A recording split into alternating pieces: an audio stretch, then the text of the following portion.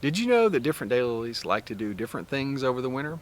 We're going to talk about that, what that looks like in your garden, and then we're going to talk about what that might mean for which daylilies you want to select to grow in your garden.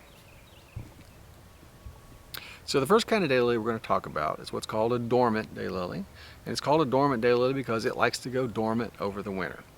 So in our area here in East Tennessee, typically late November, December or so, the foliage starts dying back and then it'll just basically disappear.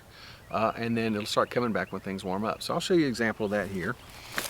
This is a dormant daylily, and you can barely tell there's a plant here at all. You can see some of last year's foliage. And you can sort of see, there you go, some leaves just starting to come up.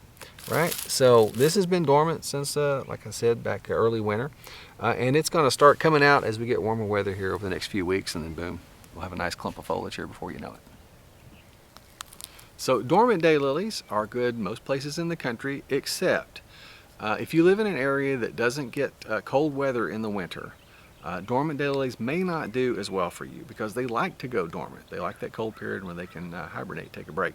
So if you don't get that, they may decline over time. Now there are some dormants that seem to do fine in warmer areas, so it's not like a hard and fast rule. But if you do live in a warmer area, you might want to start with varieties that aren't dormant.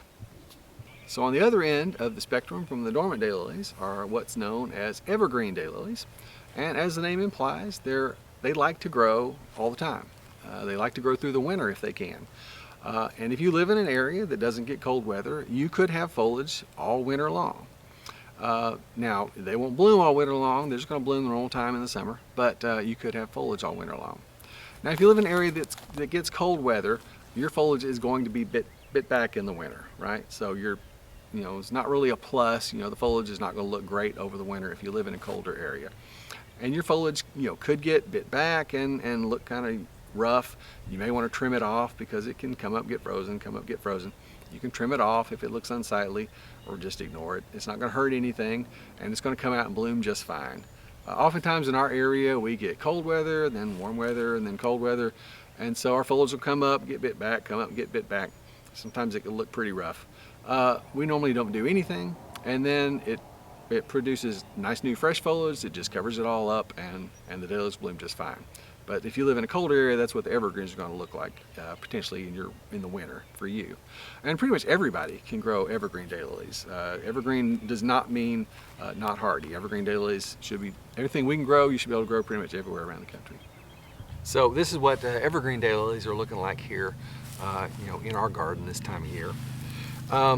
You might also see listed, on our website or elsewhere, daylilies listed as semi-evergreen.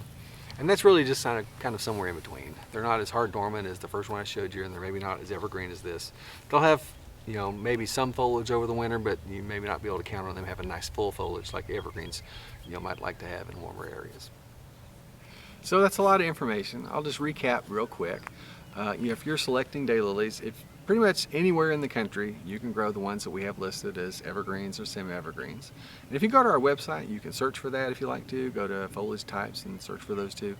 But pretty much you can grow anything that we grow. If you live down in the south, zones 9 or 10, where you don't really get much of a cold period over the winter, you're going to stick with evergreens or semi-evergreens. Now you could try some dormants. They may do just fine for you. Particularly, you might want to look at the reviews. I always find that interesting, to look at the daylilies and just say, hey, this one's an evergreen, but gosh, here it's got a bunch of good reviews from down in Florida. It's a good sign that it's probably going to do well for you as well. So we've grown daylilies for 40 years now. We love to talk about daylilies. If you got any questions or comments, be sure and put them below. We've got a whole lot of other videos about daylilies you ought to check out on the YouTube channel here, and just reach out to us if you got any questions or comments.